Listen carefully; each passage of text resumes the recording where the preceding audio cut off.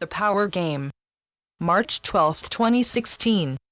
We are entering a momentous time in human history, where the consistent upgrades we have received over the last few years will anchor in latent abilities within the human heart-mind which has lain dormant for millions of years.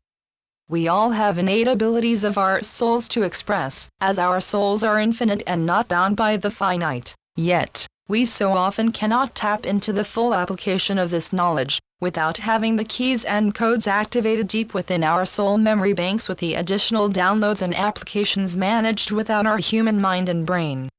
In Atlantis, so much of these immensely powerful applications in the human heart-mind were shut down, then they started separating the heart and the mind. It became a worshipping of the mind, devoid of the beautiful loving energy of the heart and soul, and therefore imbalance brought about the downfall of Atlantis.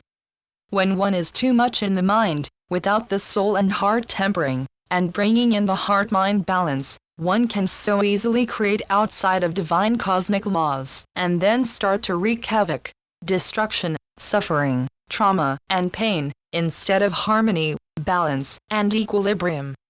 I have in the last few years, since starting my quest, and having been asked to reactivate the pyramids, the pyramid grids, etc., as recorded in my book, which is an editing process, and in the process having to open massive dormant portals, come to understand that when the mind is divorced from the heart/soul, humankind is capable of creating immense things, which in the end sow the seeds for destruction. The greatest collective lesson for mankind at this time is to return to the heart-soul-mind equation, and learn to carefully harness their own powers for the greater good of all. True power is not raw, nor brutal, it is carefully under control, and therefore is used in constructive ways, never to hurt nor harm, but to enhance life, and enhance cosmic creation. It does not need brutal force to sow fear, nor does it need to manipulate. True power is carefully tempered, and then, focused intent, moves it into the higher states of manifestation for the highest good of all of creation. It is never used just for self-service, but is harnessed in greater collective service of the soul for the divine. In December 2015, I was given gigantic soul lessons in true power, and how to harness this for in highest service. It has given me insights which I cannot even try to put into words, for words fail me. I experienced energy and the use of power in a totally different form and manner. With this understanding dawning, one can summon the powers at any moment, if the time is perfect for the greatest rendering of highest service work, but in the process the ego has to step totally out of the way, and one becomes an empty vessel to be filled with the power to bring about massive changes and then to govern this energy force, and direct it to where one wishes it to go. Early on in my career as librarian, I worked with architects and engineers, and it gave me a great respect for these arts, for it is a creative form of expression. The background in learning to read architectural and engineering maps came in handy, when I had to remap the world, so to speak.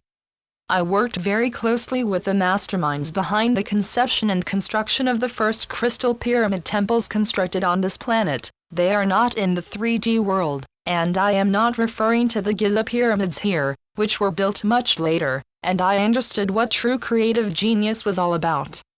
I literally was taken into massive constructions, immensely beautiful architecture and engineering feats which had me grabbing for words. Even my mind could not take in the magnificence, for it was mind-boggling, but my soul could grasp concepts, and understand and translate what I was seeing and experiencing.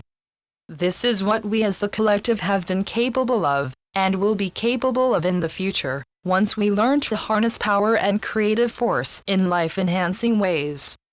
At the same time, before I could access this information, I was called upon to open up portals, where the whole sorry mess and muck-up, botched experiments of humankind came to the fore.